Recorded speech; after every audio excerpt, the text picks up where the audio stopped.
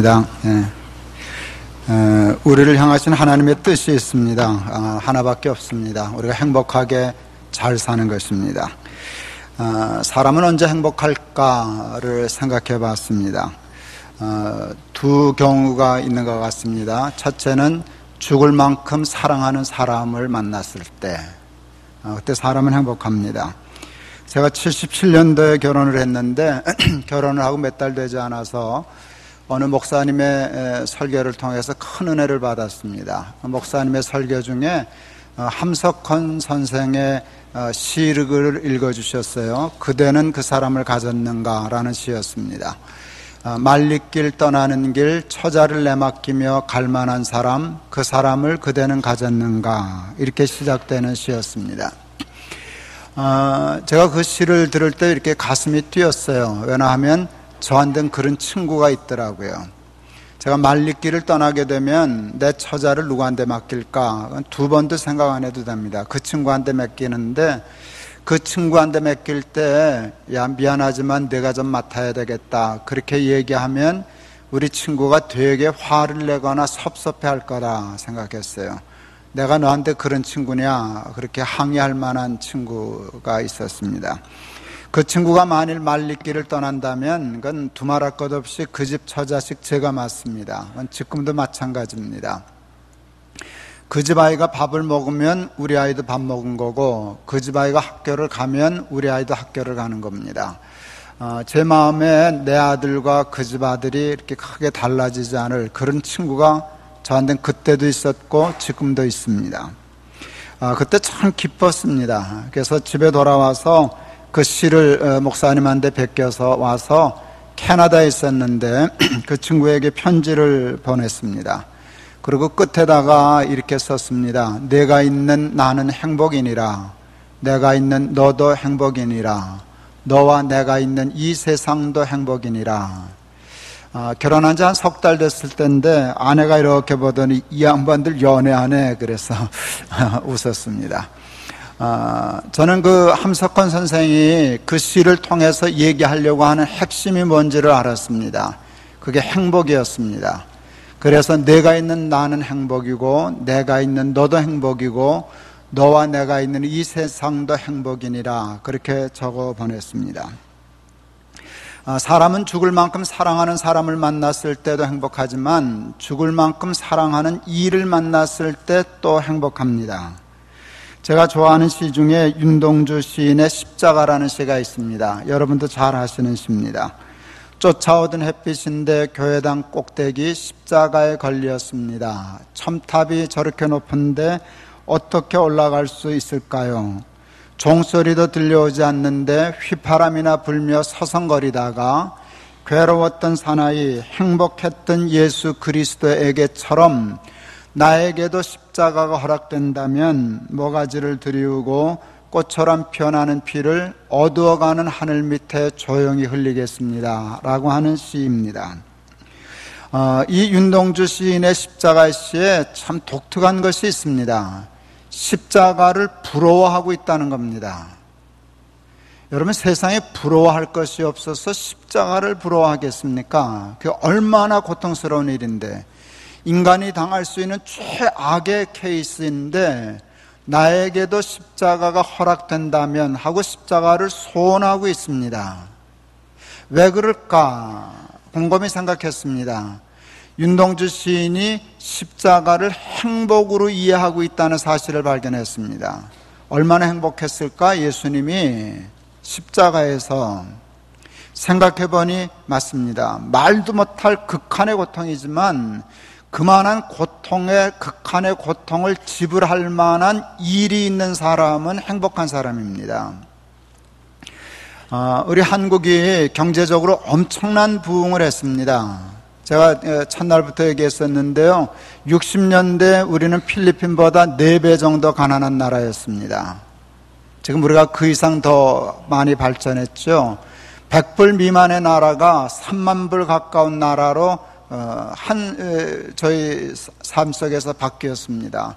엄청난 변화가 일어났습니다. 그렇지만 사람들은 행복하지 않습니다. 왜냐하면 먹고 살 일은 많아졌는데 먹고 죽을 일이 없어졌습니다. 사람들은 살 생각만 하지 죽을 생각을 안 합니다. 이게 사람들의 외로움이고 불행입니다. 죽을 만큼 사랑하는 사람이 있을 때 행복하고 죽을 만큼 사랑하는 일이 있을 때 행복합니다. 죽을 만큼 한 목숨 십자가에 걸어도 좋을 만한 일을 우리는 소명이라고 부릅니다. 그걸 소명감이라고 부릅니다. 인간은 십자가, 소명감에 불탈 때에만 진정한 삶의 의미와 행복을 누릴 수 있습니다. 여러분, 그만한 사람이 있으십니까? 여러분은 그만한 일이 있으십니까? 먹고 살려고 하는 일들은 대개 있으실 겁니다마는 이 일을 위해서라고 하면 내 한 목숨 바쳐도 좋아 할 만한 일이 과연 있으십니까? 소명을 영어로 그냥 쉽게 calling이라고 얘기합니다. 하나님이 부르셨다 하는 것입니다. 하나님이 부르셨다. calling을 받았다 이런 말을 합니다. 근데 여러분 보통 나 콜링 받았어 라고 얘기하면 대개 짐작이 가시죠? 그 사람 어디 간다는 소리예요? 신학교 간다는 소리예요. 그게 콜링이에요. 나 콜링 받았어. 나 그래서 신학해. 나 이제 조금 있으면 목사 될 거야. 이게 고착되어 있어요. 그런데 그게 성경적인 가르침이 아니에요. 여러분, 신학교 목사 되는 건 콜링 맞아요. 성직이니까 하나님의 부르심 맞아요. 하나님의 부르심 없이 목사 될 수 없어요. 그런데 여러분, 콜링은 목사로만 부르는 게 아니에요. 하나님의 콜링은 참 다양해요. 오늘 본문의 말씀은 굉장히 중요한 말씀입니다. 너희는 택하신 족속이요 왕 같은 제사장이라 라고 말씀하셔요. 이게 콜링이거든요. 내가 성직자야, 내가 제사장이야. 그런데 성경이 얘기하기를 목사는 왕 같은 제사장이다 라고 말씀하시지 않으셔요. 너희는 이라고 얘기했어요. 여기 목사 몇 사람이나 되세요? 몇 사람 안 돼 보이네요. 그렇죠? 그러면 우리 문 목사님이나 나나 여기 몇 분 계시는 목사만 제사장이다 그러지 않고 너희는 하고 얘기했어요. 모르며 하는 줄 아세요? 제가 첫날부터 얘기하지만 여러분이 가지고 있는 직업이 콜링이라는 것이에요. 그러니까 여러분이 가지고 있는 콜링은 여러분의 욕심을 채우기 위한 도구가 아니라 하나님의 소명을 이루어드리기 위한 도구인 거예요. 우리는 이게 잘못되어 있어요. 그게 싫으니까, 무의식적으로 싫으니까 덤태기는 우리 같은 목사한테 다 씌워놓고 다 이렇게 덤태기 씌워놓고 나는 성직자 아니니까, 나는 장사꾼이니까, 나는 직장인이니까 세상엔 세상의 법이 있고 식이 있어 하고 세상 식대로 살아가고 식도 중요하지만 목적이 달라요. 자기 돈 벌어서 성공해서 잘 살 거야 라고 하는 목적을 위해서 해요. 그래도 양심이 조금은 있으니까 11조는 드릴게요. 성경금 좀 할게요. 그래 놓고는 자기 삶을 다 산 것처럼 생각하는데 그렇지 않아요. 모든 사람이 왕 같은 제사장이에요. 직업이 소명이에요. 모든 직업이 성직입니다. 한국교회에 매우 위험한 사상과 생각이 있어요. 그게 쉽게 말하면 이원론이에요. 교회는 성스럽고 세상은 속되다라고 하는 거예요. 목사는 성직이고 세상의 모든 직업은 속된 세상 직업이다라고 생각하는 게 이원론이에요. 그래서 봉사를 하거나 하나님 앞에 충성하면 교회밖에 생각하지 못해요. 근데 그건 잘못된 일이에요. 그렇지 않아요. 교회도 하나님이 사랑하시는 것이고요, 세상도 하나님이 사랑하시는 우리의 사역지예요. 우리 왕 같은 제사장들이 활동해야 할 사역지가 어딘가 하면 여러분 세상이에요. 우리 마닐라 새생명교회도 이렇게 와보니까요, 교인들이 교회 되게 열심히 해요. 한국 교인들은 되게 다 열심히 해요. 근데 그 열심이 어떻게 보면 모자란 것도 문제지만 지나칠 때도 문제인데 한국교회는 모자라는 사람보다 지나친 사람도 많아요. 그래서요, 사탄이 저것들은 뭐 도무지 감당이 안 되겠다 하고 포기했어요. 여러분, 사탄이 포기한 건 좋은 거예요. 우리는 이제 천당 가는 거니까 저건 건드려봤자 소용없어. 저건 이미 다 물 건너갔어. 괜히 안 될 거 붙잡고 씨름할 필요 없어 하고, 대부분 여러분들은 제가 보기에 사탄이 포기한 사람들이에요. 그런데 만만하지 않아요. 그러면서 살짝 속여요. 너희들은 그러니까 교회 가서 놀아. 교회 얼마나 좋으냐. 가서 예배 드리고 찬양하고 봉사하고 또 구역 예배하고 변화산에 초막 짓고 해. 그리고 천당 다 가. 난 너희들 포기했어. 근데 그 대신 거기서만 놀아. 세상은 너희들 소관 아니니까 까마귀 노는 곳에 백조가 가면 되냐. 거기 물들지 말고 그냥 지성소 성소에 가서 예배 드리고 그러다 천당 가라. 이게 사탄의 속임수예요. 많은 크리스찬들이 사탄에게 속고 있어요. 사탄은 우리를 속여서 교회에서만 활동하고 봉사하고 일하게 해요. 그리고 직업의 소명을 잃어버리게 해요. 세상은 세상식대로 살고 그러는 바람에 세상이 다 무너졌어요. 제사장들이 거기서 역할을 하지 않고 교회만 오기 때문에. 우리 마닐라 새생명교회 오니까 우리 마닐라 새생명교회를 움직이는 핵심 가치들이 있는데 그 중에 하나가 만인제사장인 것 같아요. 맞나요? 네, 그게 오늘 본문이잖아요. 너희는 왕같은 제사장이야. 그게 만인제사장이잖아요. 그게 맞는데 제가 가만히 보니까 여러분의 만인제사장은 조금 이상해요. 만인제사장을 해서 어떻게 설명하면 여러분들이 잘 이해할까 생각했어요. 성경이 얘기하는 만인제사장은요, 이거예요. 만곳 제사장이에요. 근데 마닐라 새생명교회 교인들이 가지고 있는, 여러분뿐만 아니라 대부분의 교인들이 가지고 있는 만인제사장은요, 만인 한곳 제사장이에요. 알아들으시면 좋은데. 그러니까 심각한 문제가 생겼어요. 만인이 만곳에서 제사장을 하는 거예요.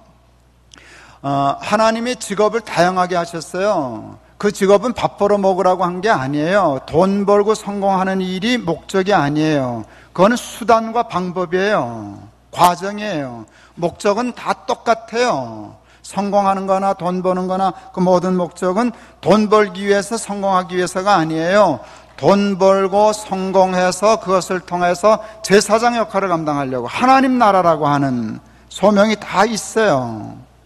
그런데 모든 직업을 그렇게 부르셔서 비즈니스 하는 사람, 학교 교사하는 사람, 문화예술 활동하는 사람, 각 방면에 하나님 나라의 군사를 파송하셨어요. 그러니까 만인이 만곳에 나가서 다 각자 자기의 자리에서 제사장 해야 해요. 이게 성경이 얘기하는 만인 제사장이에요. 근데 우리는 이원론적인 이 사탄의 착각에 빠져서요, 세상은 사역지라고 생각 안 했어요. 내 직업은 성직이라고 생각 안 했어요. 만인 제사장, 그러니까 목사만 제사장이야? 우리 다 똑같은데. 그러니까 자기 제사장 할 자리는 다 내팽개치고 교회만 와가지고 만인이, 그러니까 이게 교회는 혼란스러워졌고요, 세상은 다 방치됐어요. 사탄의 완전승이에요. 아니에요. 그렇지 않아요. 여러분 각기 자기 직업을 성직으로 받아들이고 하나님 나라를 위하여 있는 곳에서 제사장 노릇을 할 때에 이 땅에 건강한 하나님의 나라가 이루어질 줄을 믿습니다. 제가 이제 집회를 많이 다니는데요, 사실은 이런 현상이 우리 마닐라 새생명교회만 있는 건 아니에요. 모든 교회가 대개 다 그래요. 저는 그것을 변화산 신드롬이라 그래요. 교회가 사실 재밌거든요. 재밌죠? 재밌죠. 정말 재밌죠. 그러니까 여기 너무 좋아가지고 뭐라 그러는가 하면 여기다 초막셋을 짓고 그러고 살겠다는 거예요. 근데 그게 하나님의 뜻이 아니에요. 예수님이 베드로, 야고보, 요한을 데리고 변화산에 데리고 올라가셨어요. 거기서 신비한 체험을 했어요. 어떤 체험인가 하면 여기다 천막 짓고 사는 게 세상에 궁궐 짓고 사는 것보다 훨씬 낫겠다 하는 체험을 하게 하셨어요. 그건 굉장히 중요한 체험이에요. 그러니까 베드로가 너무 좋아서 세상의 욕심 다 버렸어요. 난 대통령 싫어요. 난 부자 되는 거 싫어요. 사장 되는 거 싫어요. 아무 관심 없어요. 초막 짓고 여기서 사는 게 좋아요. 근데 하나님의 뜻은 거 아니었어요. 아니야, 그게 아니야. 그 체험을 가지고 그 영적인 실력을 가지고 내려가야 된다는 거예요. 왜? 그 밑에는 누가 있었는가 하면 귀신 들려서 물에도 들어가고 불에도 들어가는 아이가 있었어요. 너 좋다고 여기서 초막 짓고 너희들이 있으면 너희는 좋겠지만 쟤는 어떡하냐, 그거예요. 교회에서 은혜 받아요. 신령과 진정으로 예배해요. 정말 세상과 나는 간 곳 없이 구속한 주만 보이는 신령한 체험을 해요. 그 다음에 욕심을 가지고 야망을 가지고 세상으로 내려가는 게 아니에요. 나는 여기가 더 좋은데 여긴 내 사역지가 아니야. 나는 저기를 위해서 부름을 받았어 라고 하는 거예요. 너무 교회 열심히 해, 목사가 보기도. 그건 목사가 다 그렇게 훈련시켜서 그래요. 목사는 교회밖에 모르니까 어떻게 하든지 교회 부흥시키려고, 그것도 소명을 가장한 야망일 수 있어요. 그래서 교인들 들들들들 볶아요. 주일날 와라, 저녁에 와라, 수요일날 와라, 철야하자, 구역예배 모여라, 성경 공부해라. 지나쳐요. 장사는 언제 하나? 살림은 언제 하고? 여러분, 그래서 제가 가서 부흥하고 내 빼는 소리가 있는데요, 목사는 그러니까 싸우지 말라고. 그 목사는 교회밖에 모르니까 그렇게 얘기한다고. 나부터이라도 싸우지 말고 내 앞에서 그러고 내 빼라고. 그 목사 오라는 대로 교회 다 오면 여러분 장사 못한다고. 살림도 해야지. 애 다 내팽개치고 교회만 오는 게 장땡인가요?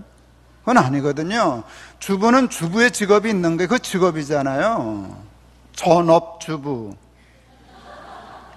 예, 그거 굉장히 소명이거든요. 진짜 소명이거든요. 아이 키우고 살림하고 하는 건 회사를 경영하는 것만큼이나 중요해요. 그리고 또 동네에서도 일을 해야죠. 아니, 예수 잘 믿는 사람들은요, 구역 예배만 가지 반상회를 안 가요. 우리 아내는요, 교회를 못하게 해요. 뭐 큰 교회니까 목사 아내까지 안 해도 돼요. 당신은 교회를 할 거 없다고. 그래서 교회 얼씬도 못하게 해요. 그냥 성가대 정도 해요. 그리고 뭐 아무것도 못하게 해요. 근데 우리 아내가 권찰도 안 했는데요, 동네에서 통장 5번 했어요.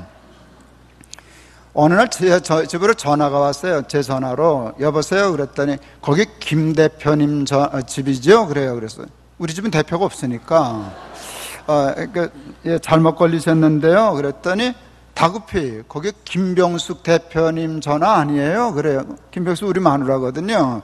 우리 마누라인데요, 사모님이 아파트 동대표가 되셨는데요. 할렐루야 하겠죠. 우리 아내 교회 권찰은 못했어도 아파트 동대표는 2번이나 했어요. 잘해가지고. 나는 그게 옳다고 생각해요. 우리는 잘못된 유언론을 가져서 까마귀 노는 곳에 백노야 가지 말라 이러고 살아요. 이게 사탄에게 속는 거라니까요. 여러분, 그 까마귀 노는 것이 그러니까 우리가 가야 되는 거예요. 물들지 않을까봐 교회만 있는 건 그건 우리의 사명이 아니에요. 나가서 비즈니스 하는 사람은 비즈니스 세계의 하나님의 나라를, 교사하는 사람은 교육계의 하나님의 나라를, 문화예술 활동을 하는 사람은 문화예술계의 하나님의 나라를 건설해야 돼요. 근데 그건 다 내팽개치고 교회만 와가지고 한 자리, 목사가 제사장 해야 되는 자리를 다 나눠가지고, 그러니까 그게 만인 한 곳 제사장이라니까요. 이렇게 되면 굉장히 곤란해져요. 상가집에 가서 이렇게 운구를 할 때 이렇게 보면은 그 운구하려고 광목으로 이렇게 매듭을 묶잖아요. 보통 6군데를 묶더라고요. 6사람이 들게.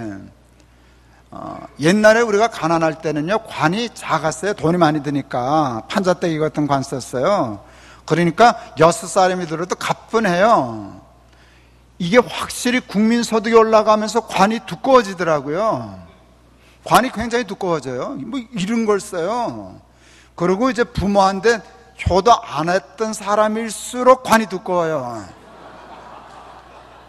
미안하기도 하고 죄송하기도 하고, 그리고 불효자라는 걸 감추려고 마지막 효도를 관짝에다 하는 거예요. 다 돌아가셨는데. 근데 내가 배웠는데요, 관은요 마른 나무를 안 쓰고 생나무를 써요. 마른 나무 이런 것도 무거운데요, 마르지 않은 나무 이런 거 관짝 들면 관만 들려고 해도 무거워요. 그런데다가 조금 몸무게 나가시는 어른이 누워 계시면 이거 진짜 무거워요. 6명이 들려면 찔찔 매야 돼, 산 올라가려면. 그래서 그런 경우엔 대개 8마디를 묶어요. 하나 더 해요. 확실히 6명이 드는 거하고 8명이 드는 게 달라요. 들을만한데 문제가 생겨요. 발이 걸려요. 6이면 요만큼 거리가 나는데 8이니까 요만큼 되잖아요. 발이 걸려서 또 어려워요. 저 오늘 생각했어요. 이 교회라고 하는 일을 뭐 좀 비유가 적적치는 않지만 운구하는 일이라고 비유한다면 이 운구하는 운구자가 한 100명쯤 돼요. 이게 뭐 지네발도 아니고 다 만인 제사장이니까. 그러니까 이게 드는 사람이 100명이 아니고 만인이네요. 만인이 드니까 가뿐하기는 하는데 누가 대형 사고는 안 치는데 갈 수가 없어요. 저 오늘 저기 한번 가요. 내일 내 빼도 돼요. 근데 제 느낌에 마닐라 새생명교회도 지네가 운구하는 것 같아요. 발이 막 걸려요. 이건 교통정리가 안 돼요. 그래 놓고 가야 할 세상은 다 내팽개치고 있으면 하나님의 나라가 무너지는 거예요. 하나님은 직업을 밥 벌어 먹고 성공하라 주신 게 아니라 밥 벌어도 먹고 성공도 하는데 하나님 나라의 제사장 노릇하라고 여러분을 그 직업으로 부르셨어요. 그 직업으로 부르시기 위하여, 그 소명을 주시기 위하여 하나님은 사람마다 각기 다른 그 은사와 재능을 주셨어요. 탤런트를 주셨어요. 여러분, 은사, 기프트라 그러잖아요. 은사가 있는 사람은요, 재능이 있는 사람은요, 재능이 없는 사람과 있는 사람이 똑같이 노력하고 경쟁하면 누가 탁월해요? 은사가 있는 사람이 탁월해요. 저는 그림을 잘 못 그려요. 이게 재능이 없어요. 노력하면 되겠죠? 될 게 따로 있어요. 이게 빨리, 그래서 저는 미술한다는 생각도 안 해요. 난 보기만 하면 되지 나까지 그래야 할 필요는 없거든요. 내가 미술을 할 사람이었다라고 하면, 그게 하나님의 뜻이었다라고 하면 상식적으로 하나님이 나한테 미술적인 그림 그리는 재능과 은사와 탤런트를 주셨을 거예요. 그걸 받은 사람이 있어요. 우리 손녀딸, 얘는 어려서부터 그림 그려요. 그리는데 잘 그려요. 얘는 개를 되게 좋아해요. 개 그림을 한 수만 장 그렸을 거예요. 개 종류별로 다 그려요. 애가 이제 조그맣을 때부터. 신기해요. 할아버지 보러 그리는, 난 못 그리니까 나는 그려놓으면 이게 고양이인지 개인지 아무것도 모르니까 안 돼요. 각기 재능이 있어요. 그러니까 여러분, 직업을 선택할 때, 아이들 전공을 택할 때 뭘 생각해야 되는가 하면, 하나님이 얘에게 무슨 은사를 주셨나를 검토해야 돼요. 그렇게 되면 그 은사가 있으면 그걸 직업으로 선택하면 똑같이 노력하면 잘할 테니까 성공할 수 있고, 성공하면 제사장 노릇할 수 있는, 그게 되는 거예요. 근데 사람들은 소명을 가지고 직업을 선택하지 않아요. 뭘 가지고 전공을 선택하게 해요? 대학 가게요? 어디가 취직 잘 되나, 어디가 돈 잘 버나, 그리고 하면 썩는 거예요. 돈은 잘 벌 수 있을는지 모르지만 자기하고 맞지 않는 옷을 입었기 때문에 불편한 거예요. 싫은 거예요. 그러면 그 사람 입에서 이런 게 나와요. 아유, 목구멍이 포도청이라. 그러니까 죽지 못해 그걸 하긴 하는데 이게 싫은 거예요. 새끼들만 없으면 마누라만 없으면 때려칠 텐데 이런 소리하고 살면 얼마나 불행해요. 은사를 생각하고 직업, 그게 생각을 해야 되는데요. 직업을 선택해야 되는데 우리 둘째 아이는 영화를 해요. 큰 아이는 지금 대학 교수를 하고 막내는 목사를 하는데 둘째가 영화를 해요. 한동대학을 잘 다니다가 2학년 하고 군대를 갔는데 군대 제대하더니 학교를 자퇴했어요. 이 자식이 나한테 얘기는 했지만 안 다니겠다고, 안 맞는다고. 그럼 뭐 하련? 그랬더니 영화 하고 싶어요. 그래요. 여러분, 이 영화가 가장 확률이 낮은 직업이거든요. 확률이 굉장히 낮아요. 근데 이놈이 하필 영화를 하겠다는 거예요. 그래서 제가 물었어요. 너 영화 하면 바꾸는 확률이 많은데 그거 아니야? 알아요. 너 그래도 할래냐? 그래도 하고 싶어요. 제가 애비로서 근사한 소리 했어요. 그러면 해라 그랬어요. 그 각오돼 있으면 해라. 내가 내 자식을 놓고 얘기했어요. 밥 먹자고 직업을 택하는 일은 불행한 일이다. 두 끼 먹고도 자기가 좋아하는 일을 하고 사는 게 행복한 일이야. 너 두 끼 먹고도 행복할 자신 있으면 해. 그래서 했어요. 지금 우리 아들 두 끼 먹게요? 세 끼 먹게요? 예? 두 끼 먹어요. 걔는 내가 조금 도와주니까 세 끼 먹지. 걔가 80년 1월 1일생이에요. 영화가 그렇게 힘든 거예요. 그래도 나아지겠지, 때가 오겠지. 영화는 또 하나님 나라를 위해서 쓰긴 참 좋은 도구거든요. 그러니까 큰 욕심 안 부리고 거기다 하면 하나님 길 열어주실 테니까 괜찮아요. 근데 중요한 건 우리 아들은 영화 하면서 행복하다는 거예요. 난 내 자식이 크게 성공 못해도 상관없어요. 그 일하고 행복하고 하나님을 위해서 쓰임받으면 내 자식을 걸고 아무 문제 없어요. 이놈이 한국예술종합학교라고 학교를 갔어요. 들어가기는 어려운 학교예요. 나와봤자 별 볼 일은 없는데 들어가기는 되게 어려운 학교예요. 아직 나와서 두 끼 먹으니까 별 볼 일 없는 학교지 뭐. 근데 가서 애가 너무 행복해한 거예요. 이 예술종합학교의 영상원에 온 아이 중에 부모하고 안 싸우고 온 건 나밖에 없어. 너무 좋아해요. 저는 직업을 은사로, 소명으로 택해야 된다고 생각했어요.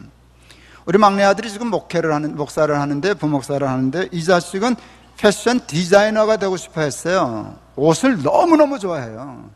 아간 옷을 희한하게 입고 다녀요. 우리 미국에 잠깐 보냈었는데, 우리 사촌 형님 집에 있었는데, 어느 날 갔더니, 우리 형님이 그래요. 야, 너 새끼는 왜 그러냐? 왜요? 여름에는 코트 입고 나가, 겨울에는 반바지 입고 나가. 여름에 코트 입고 겨울에 반바지 입고 다닌 자식 왜 그러냐 그래서 내 깔려둬요. 뭐 그래서 살인 치는 것도 아닌데 뭐 저 하고 싶은 대로 살지. 해가 희한하게 하게 다니는데 가만 보면 어울려요. 이 자식이 돈도 없는 자식이 어느 날 일본을 갔다 오겠다고 자기 마누라하고 휴가를 일본 갔다 오겠다. 돈 있냐 그랬더니 뭐 왔대야 가고 싶어서. 그래 갔다 와라. 근데 일본은 뭐 하러 가냐 그랬더니 자켓을 보러 간대요. 자켓. 야, 인마 한국 돈 많잖아. 한국도 괜찮잖아. 그런데 다 따라갔는데 걔 말로 남성 자켓은 일본을 못 쫓아간다네요. 그러나 그걸 보려고 가는 거예요. 살 돈도 없으면서 가 보고만 오는 것을. 그러니까 그게 얼마나 애가 그래요. 그래서 나는 그 패션 디자이너 하는 줄 알았어요. 그러니까 내가 참 이 새끼가 둘씩이나 그러냐. 영화도 이거 두 끼 먹기 딱 좋은 직업이고 디자이너도 이거 뭐 이런 사람 몇 사람만 먹고 살지 이게 보편적으로 힘든 직업이거든요. 이게 웬만하면 바보는 아니지만 하여간 참 제밥 먹고 살기가 여간 어려운 직업이 아닌데 이게 한 집에 둘씩이나 그러나 그래도 제가 제 양심을 걸고 막지 않았어요. 좋아하면 해야지. 그러면 그거로 행복한 거지 라고 생각했어요. 이놈이 DTS를 미국에 한 1년 가 있는 동안에 기도하다가 전공을 바꿨어요. 직업을 바꿨어요. 디자이너 안 할 거야. 왜 그러냐? 은사가 아니야. 그 얘기를 해요. 제가 이제 아이들한테 직업을 택하려면 은사를 생각해야 되고 그게 하나님의 은사인지 아닌지를 알아보는 길이 있는데 세 가지를 맞추면 된다 그랬어요. 옳은 일이냐, 좋아하는 일이냐, 잘하는 일이냐. 옳으냐, 좋아하냐, 잘하냐, 세 개가 맞으면 은사다 그랬어요. 너 아무리 도박을 좋아하고 잘해도 그건 은사 아니야. 옳지 않잖아. 그런데 대부분의 직업은 옳은 군에 있어요. 그러니까 두 가지를 맞추면 되게 맞아요. 좋아하냐, 잘하냐. 근데 이게 뜻밖의 단순하지 않아요. 이놈이 뭘 깨달았는가 하면, 왜 은사가 아닌가를 알았는가 하면, 나는 좋아만 해. 자기가 좋아하기 때문에 잘할 수 있을 거라고 착각했는데, 이제 보면 볼수록, 공부를 하면 할수록 그 탁월한 디자이너들이 있잖아요. 자기 머리에서는 그게 안 나온다는 거예요. 그 사람이 한 걸 보면 좋은데, 그러니까 좋아하는데 잘할 수는 없다는 거예요. 그러니까 이건 하나님이 부르신 일이 아니다라고 생각했어요. 그리고 신학했어요. 그러면 신학은 왜 하냐? 그랬더니 그건 좋아도 하고 잘할 수도 있을 것 같아. 막내 아이는 사람을 참 좋아해요. 목회는 사람을 좋아해야 돼요. 사람을 귀한 줄 알아야 되고. 우리 남산에 쪽방에 있는 애들 데리고 뭐 눈썰 매장도 데리고 가고 롯데월드도 데리고 가고 이런 일들을 많이 했어요. 뭐 도배도 해주러 다니고. 근데 그 쪽방에 사는 그 아이들이 싸나와요. 롯데월드 같은 데 데려갔다 와서 사진을 찍었는데 한 5살쯤 돼 보이는 계집애가 사진을 찍었는데 눈에 도끼가 있더라고요. 섬찟할 만큼. 그러니까 건들기만 해봐라 이러고 찍은 거예요. 그 조그만 것들도 이놈의 세상 불사질러 버리고 말까요? 이런 소리 하는 애들이거든요. 이제 그런 한들이 있어요, 애들이. 그러니까 애들이 거칠고 싸나와요. 롯데월드 갔다 왔다는데 기집애가 사진을 찍었는데 건들기만 해봐라 그러고 찍었어요. 섬찟하더라고요. 거기다 우리 막내가 댓글을 달았어요. 그 아이 사진에. 얘 눈에는 왠지 가시가 있다. 가시가 아니라 도끼가 있더라고요. 그 다음 말이 기가 막혔어요. 그러므로 너는 사랑 곱백이다. 우리 하나님이 우리 아들을 패션 디자이너로 부르신 것 같아요? 목사로 부르신 것 같아요? 그게 은사잖아요. 목사 됐어요. 행복하게 잘 살아요. 그렇게 택하는 거예요. 그리고 직업을 택했으면 거기서 왕 같은 제사장으로 거기서 충성해야 하는 것이에요. 영락교회 고등부 회장하던 아이가 서울대학교를 갔어요. 애가 공부를 잘했어요. 대학원은 서울법대대학원을 들어갔어요. 들어간 지 얼마 안 돼서 그 사법고시를 봤는데 얘는 2번도 안 봤어요. 단번에 붙더라고요. 그리고 붙었는데 그냥 붙은 게 아니라 10등 안에 붙었어요. 천재예요. 세배하러 왔길래 야 너는 대통령도 시험 보면 되겠다 네 그랬어요.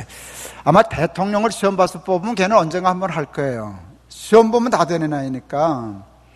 그 애가 웃더라고요. 그러면서 내가 얘기했어요. 너 이 다음에 대법원장 한번 해라. 그랬더니 에이 목사님 저 그런데 욕심 없어요. 그래서 내가 꾸짖었어요. 오늘 얘기를 했어요. 모든 직업이 성직이야. 목사만 성직자가 아니야. 법조인이 된다는 것은 법조계의 선교사가 된다는 거야. 그런데 법조계에 선교적인 영향을 끼치려고 하면 전쟁도 고지를 정복하면 유리하지 않냐. 그 고지를 내 야망을 위해서 하면 세상이 나빠지지만 소명을 위해서 고지를 정복하는 일은 전략적으로 좋은 일 아니냐. 실력 없는 놈을 공부도 안 하는데 무조건 대법원장, 그거는 성경적으로 맞지 않지만 너처럼 공부 열심히 하고 잘하는 아이가 그 소명 가지고 기도하면 확률이 높지 않겠냐. 그 얘기를 했더니 그러니까 직업과 소명을 연결해 줬더니 애가 그 자리에서 받아들이더니 목사님 기도해 주십시오 그랬어요. 그리고 보냈어요.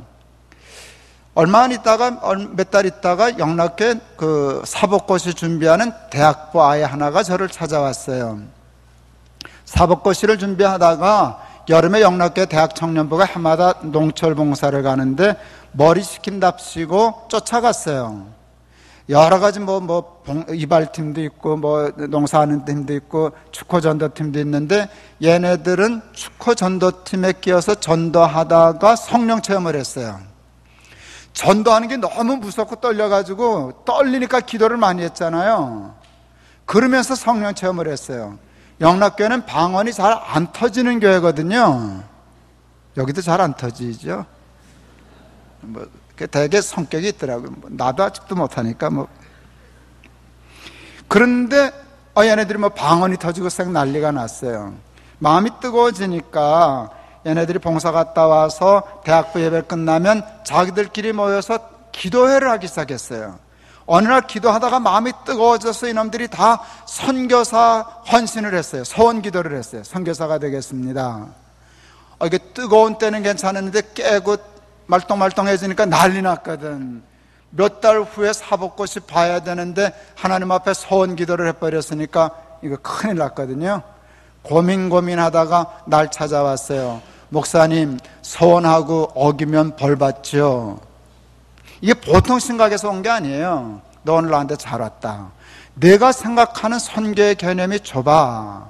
목사만 선교사 아니야. 법조인도 선교사야. 아까 그 얘기하는데 똑같이 얘기해 줬어요. 그래서 하나님 나라는 쓰레기통이 없어. 버릴 게 없거든. 둘 중에 하나를 버려야 하는 것 때문에 고민아이를 붙여줬거든요.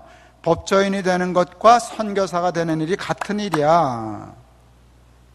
여러분은 지금 그냥 듣지만 걔는 죽었다 산 아이예요. 길길이 뛰더라고요. 좋아가지고요. 목사님, 저 꼭 그런 선교사가 되겠습니다. 그런 법조인이 되겠습니다. 가려는 걸 내가 붙잡았어요. 너 아무개 알지? 아까 그 10등 안에 붙은 아이. 네, 잘 알죠. 대학부 교사하고 있었거든요. 그 친구는. 잘합니다. 야, 10등 안에 붙었다더라. 지금 연수 받는다더라. 잘 알죠. 연초에 3배 왔길래 내가 대법원장 하라 그랬어. 걔 끝나면 네가 해.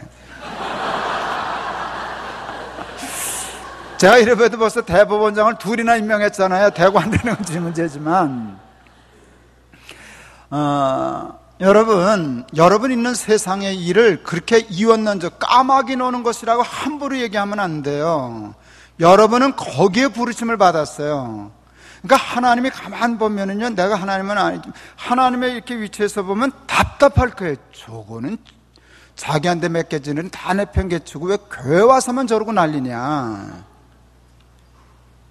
교회 와서만 난리들이거든요. 그러면 안 돼요. 여러분, 세상으로 나가셔야 돼요. 세상으로 나가서 하나님 나라를 위해서 열심히 일하고 건강한 하나님 나라를 일할 수 있게 되기를 바랍니다. 저는 예수 믿는 청년들에 대해서, 기독 청년들에 대해서 굉장한 애정과 자부심을 가지고 있어요. 그놈들도 다 죄도 있고 허물도 있지만 그래도 제 마음의 생각에 안 믿는 젊은 놈들보다 우리 애들이 훨씬 낫지 뭐, 이런 자신감이 있어요. 이 목사가 골프 얘기해서, 그러니까 골프장을 같이 갔는데 같이 운동하는 이렇게 팀에 예수 안 믿는 사장 한 분 있겠어요. 근데 금방 친해지잖아요. 이렇게 돌다 보면 친해져서 운동하고 밥 먹다가 제가 그 예수 안 믿는 회사 사장님에게, 그 회사도 교회 다니는 애들이 있죠. 많습니다. 근데 그래도 교회 다니는 놈들이 좀 낫죠. 난 당연히 교회 다니는 애들이 좀 낫긴 나요. 이 소리 들을 줄 알았는데 정색을 하고 아닌데요 그러더라고요. 근데 그 장난으로 아닌데요가 아니라 정말로 아니라 그러는 거예요. 그래서 가슴이 철렁. 이게 무슨 소린가? 아무렇게나 교회 다니는 아이들이 교회 안 다니는 애들하고 똑같거나 못하다는 건 내가 용납이 안 돼. 왜요? 그랬더니 기가 막힌 대답을 들었어요. 교회 열심히 다니는 애들은 회사 와서 교회 일해요. 제가 너무 미안하고, 그건 내 책임이잖아요. 내가 그렇게 가르쳤으니까. 그래서 우리 그 높은 뜻 순위교회 청년 예배 한 2,000명 모일 때거든요. 그 청년들 많으니까 그 얘기 했어요. 내가 그 얘기 들었다. 너 회사 가서 교회를 하면 안 돼. 그건 도적질 하는 거야. 그건 사기야. 너희들 회사 계약할 때 회사 일하고 월급 받기로 하고 갔지, 근무 시간에 교회 일하고 월급 받는 건 그건 도적질 아니냐. 근데 우리는 이런 생각이 들었어요. 그런 개념이 없어요. 하나님의 교회 일을 했으니까 괜찮다고 생각하는 거예요. 아니에요. 그렇지 않아요. 그건 도적질한 거예요. 그건 나쁜 일이에요. 제가 가서 얘기했어요. 절대로 회사 가서 교회 일을 하면 안 돼. 회사 가서 교회 일을 해야 할 만큼 일을 맡으면 안 돼. 그랬어요. 여러분, 교회 봉사 하시는데요, 회사 일에 지장받을 만큼 교회를 한 거 하면 여러분 지나치신 거예요. 주부도 마찬가지예요. 지금 거의 다 걸릴걸, 여기. 다 걸릴걸. 그건 지나친 거예요. 그래도 원리는 그렇지만 하다 보면은 늘 그런 건 아니지만 일이 갑자기 몰려가지고 회사 가서도 다급히 좀 교회 일을 해야 할 때가 있을 수는 있거든요. 내가 얘기했어요. 그럴 경우는 상관한데 이실직고하고 허락 받고 허락하면 하면 돼.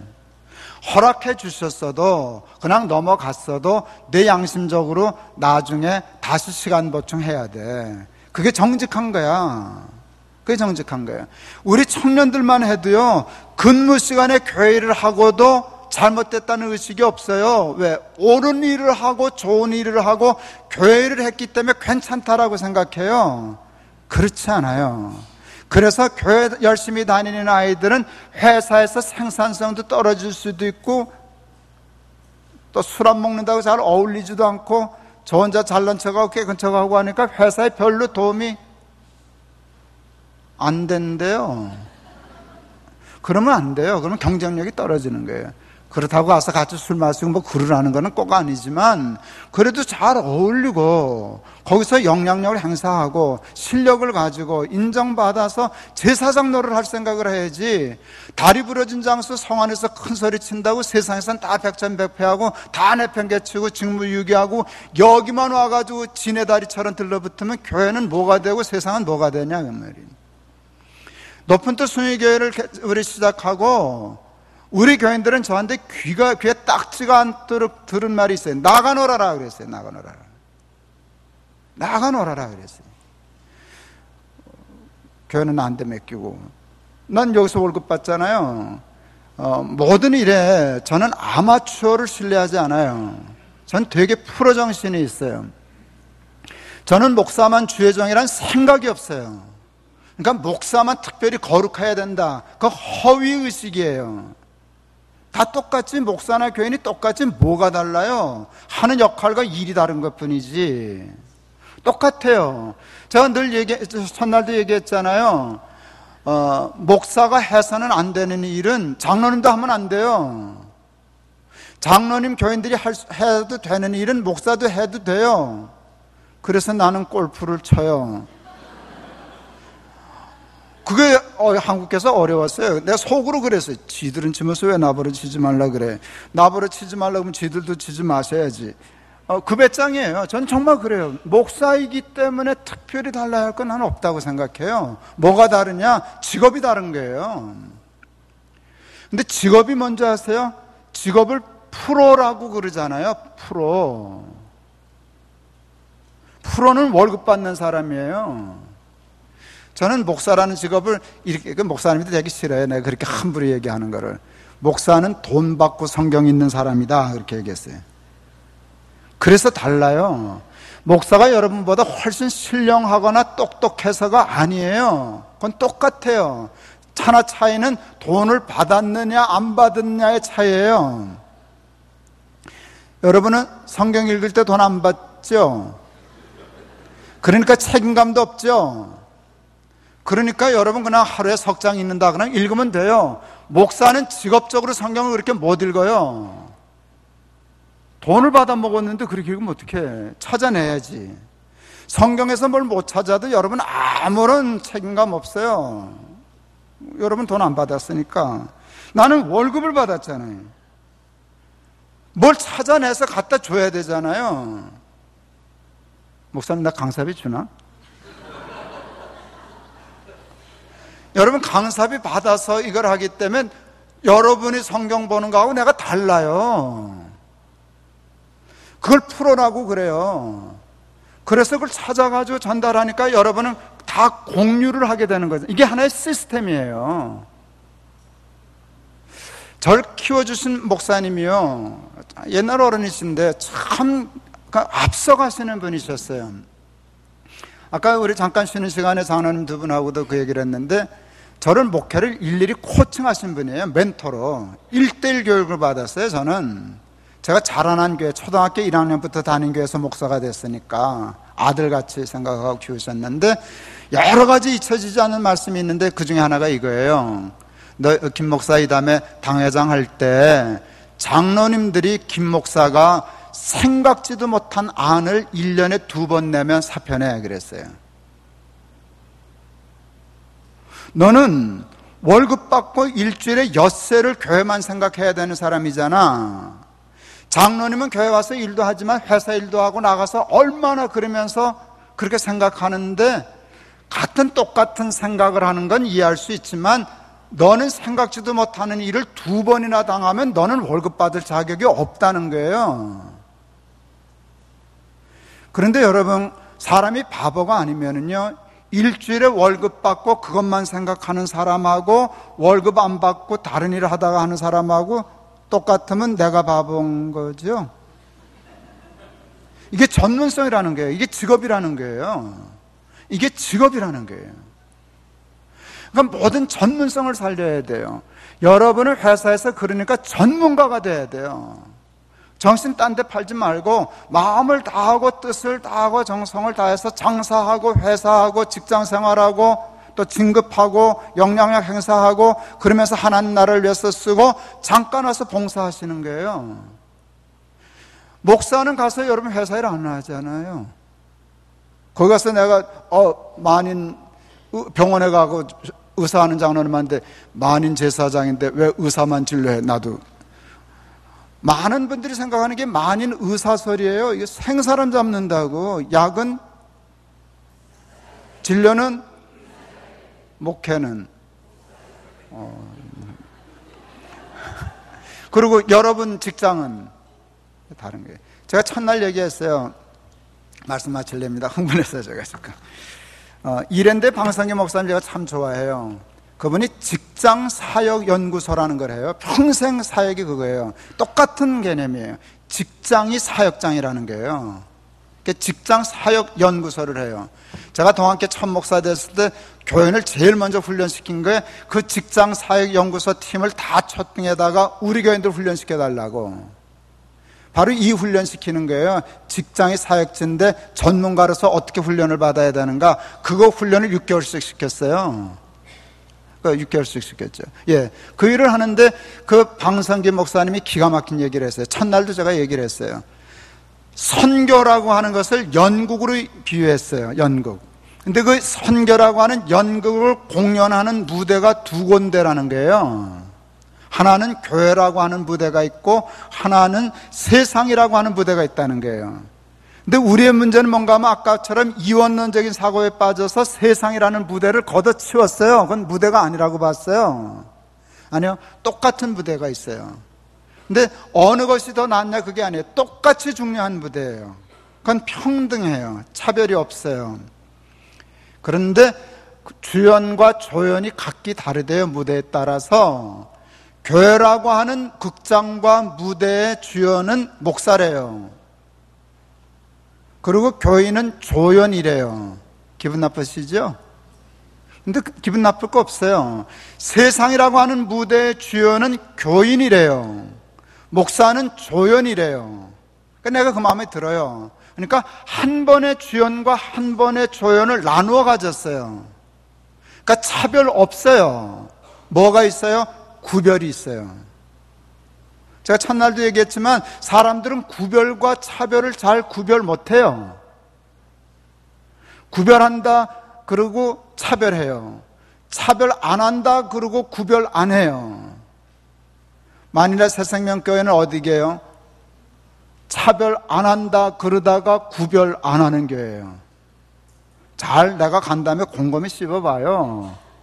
여기 많이 걸릴 거 많이 있어요. 여러분 18년 된 교회잖아요. 한 번쯤 자체적으로 이제는 점검할 때가 됐어요. 여러분 한국교회가, 이민교회가 잘못된 큰 것에 대한 개혁으로 생겨난 교회예요. 그게 만일라 새생명교회의 아이덴티티예요. 굉장히 건강해요. 그런데 그게 그냥 온전해서 하자 없는 해결책은 없어요. 한 18년 살았으면 혹시 우리는 또 문제가 있는 것 아니야? 그러고 되짚어봐야 할 때가 됐어요. 저는 30년 차 당뇨병 환자예요. 석 달마다 꼭 병원에 가서 검진을 받아요. 그래서 제가 되게 건강해요. 왜요? 약하기 때문에요. 석 달마다 늘 체크하거든요. 모든 걸 다 체크하거든요. 주치의가 있으니까 다 비교해요. 신장의 수치는 전하고 어떻게 되고, 당화혈색소는 지난번에 얼마였는데 이번에 얼마니까 조심해야 되겠습니다. 이번에 잘하셨습니다. 뭐 이런 거를 해서 해요. 그런데요, 30년을 당뇨병을 앓고 여기 경계 보더라인에 들어있는데요, 중요한 게 뭔지 아세요? 몸으로는 내가 아직도 모른다는 거예요. 피가 알아요, 피가. 혈액검사, 전 그래서 매일 아침에 일어나면 혈당 검사해요. 여기 오면 저울이 없으니까 몸무게는 못 재지만 늘 몸무게 재고 100g 단위로 몸무게 관리해야 돼요. 올라가면 곤란하니까. 그러니까 몸무게 유지하고요, 혈당 올라가면 먹는 거 조심하고 또 나가서 뛰고 이래서 늘 유지해요. 그래서 건강해요. 교회도 당뇨병 환자 같아요. 몰라요. 큰 문제 없잖아요. 그렇죠? 만일에 새생명교회 괜찮죠? 괜찮다니까. 근데 검사해 봐야 돼요. 당뇨가 좀 있는 것 같은데, 혈압도 좀 높으신 것 같은데, 혈관에 문제가 있는 것 같은데, 특히 혈관 질환이 있는 것 같은데, 내 생각에는. 근데 그걸 한번 쫙 내놓고 컨설팅도 받고 공부도 하고 또 태스크포스도 만들어서 연구도 하고 토론도 하고 기도하면서 한번 새 판을 짜봐야 돼요. 그런데 제일 중요한 건 뭔가 하면, 교회만 생각하지 말고 교회와 세상, 직업과 소명, 이렇게 넓게 생각하면은요, 하나님 나라의 사고방식을 균형 잡히게 할 수 있어요. 그래서 더 건강한 교회가 되셔서요, 하나님 나라를 위하여 크게 쓰임받는 우리 마닐라 새생명교회와 교인들 다 되실 수 있기를 주의 이름으로 축원합니다. 1시에 또 예배 있지? 어휴, 괜히 길게, 너무 길게 했네. 밥 먹을 시간이 없겠네요. 기도하겠습니다. 하나님 아버지, 감사합니다. 부정한 거 보내주셔서 말씀 전하게 했는데, 내 개인의 생각으로 고집부리며 한 것은 하나님 기억에서조차 없어지게 하시고, 우리 마닐라 새생명교회가 한번 생각하고 기도해야 할 만한 것들이 하나님의 마음에 합한 것이 있거든, 좋은 씨앗처럼 떨어져 열매 맺게 하옵소서. 예수 그리스도 이름을 받들어 기도하옵소서.